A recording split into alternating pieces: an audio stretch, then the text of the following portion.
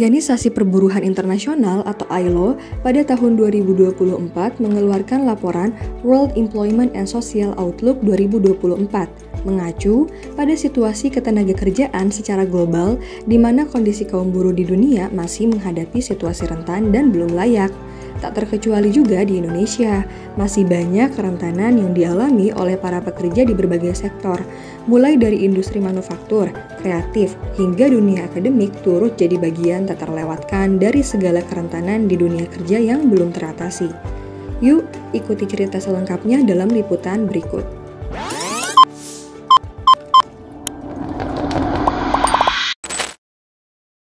Sekarang ini banyak sekali yang NGO terutama itu lebih mengedepankan terhadap profit daripada kesadaran terhadap lingkungan gitu.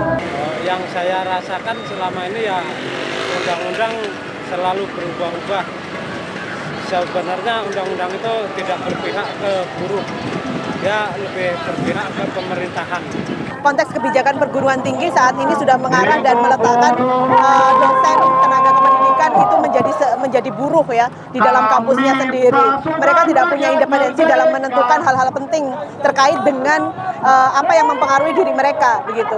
Termasuk permasalahan diskriminasi, overload pekerjaan yang tidak sebanding dengan kesejahteraan mereka. Lahirnya Undang-Undang Omnibus Law atau Cipta Kerja yang udah disahkan menjadi Undang-Undang Nomor 6 Tahun 2023 sangat banget memperpanjang perbudakan itu sendiri. Misalkan di tempat saya, ruang laktasi itu hanya sebagai formalitas aja ketika ada audit. Ketika ada buruh perempuan yang hamil, dia itu tidak diberikan cuti hamil, melainkan disodorkan pengunduran diri.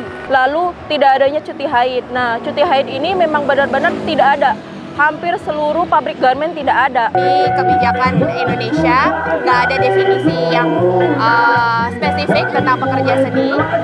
Kita masih menyangkut ke Undang-Undang Cipta Kerja yang kita tahu sendiri masih banyak celahnya dan sangat bias manufaktur, sehingga kerja-kerja seni yang khas beda dari kerja pabrik biasa, kerja manufaktur biasa itu nggak di cover. Belum lagi ketika kita bicara perempuan masih tinggi banget tingkat kekerasan seksual terhadap perempuan, terutama di sektor seni gitu ya. Kayak misalnya dari riset yang aku pernah buat, sekitar 25% dari responden itu selama setahun terakhir pernah mengalami kekerasan di dalam kerjanya di sektor seni misalnya.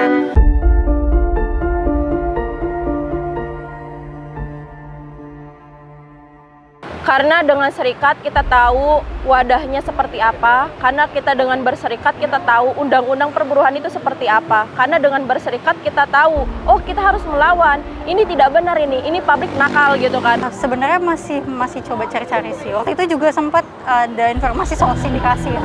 Cuma aku masih cari-cari. Iya, aku anggota dan pengurus di sindikasi. Sebenarnya dari aku kerja di advertising udah yang anggota, karena aku tahu kesejahteraan pekerja kreatif juga isu penting yang masih sering dilupain dan gak jadi prioritas, makanya aku ikut.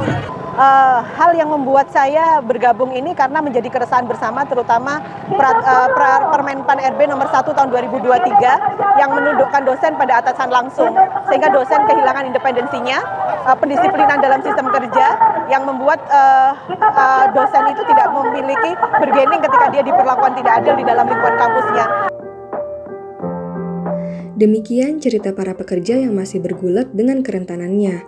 Fakta di lapangan masih ada yang menghadapi semua itu sendirian.